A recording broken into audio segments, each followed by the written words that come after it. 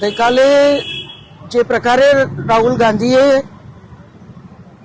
આપણા પ્રધાનમંત્રી શ્રી મોદી સાહેબ અને સાથે સાથે એક વિદેશી મહિલા રાષ્ટ્રવડા વિશે જે રીતે એમને ટિપ્પણી કરી, જે રીતે એમને નકારાત્મક રીતે અને ખૂબ જ નિંદનીય રીતે આખી વાત જે રીતે એમને મૂકી, એના માધ્યમથી ક્યાંક રાહુલ ગાંધીની જે નકારાત્મક માનસિકતા છે એને પ્રદર્શન કર્યું છે.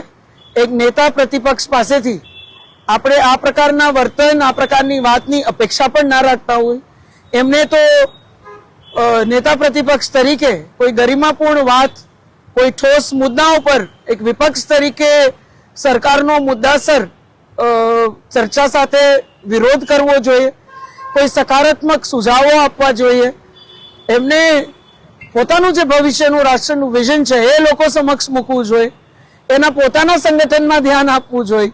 એની જગ્યાએ એ આ પ્રકારે આપણી ભારતની જે સંસ્કૃતિ છે એ સંસ્કૃતિથી પણ વિરુદ્ધ જઈ આપણે વસુદેવ કુટુંબકમની ભાવનાને ઉજાગર કરતી આપણી આખી સંસ્કૃતિ છે.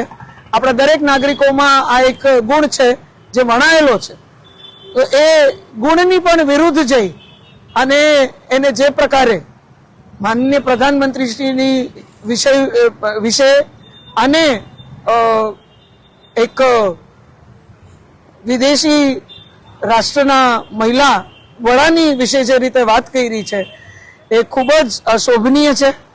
અને આપણે કોઈ નેતા પ્રતિપક્ષ પાસેથી તો આ પ્રકારની આ સ્તરની, આટલી નિમ્ન સ્તરની વાત, આ નિમ્ન સ્તરનું જે રાજકારણી કરે છે એવી અપેક્ષા પણ ના રાખતા હોય.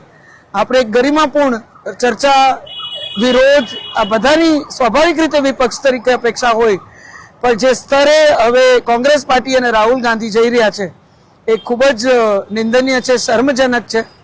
અને આનાથી જો એમને એવું લાગતું હોય કે એ મોદી સાહેબની છબીને ક્યાંય નુકસાન પહોંચાડશે તો એમની ભૂલ છે.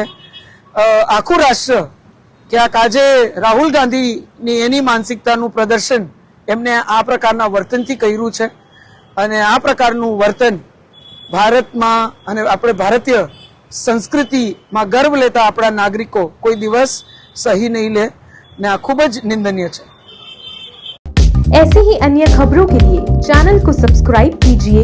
खबरों का नोटिफिकेशन पाने के लिए बेल आइकॉन को जरूर दबाएं।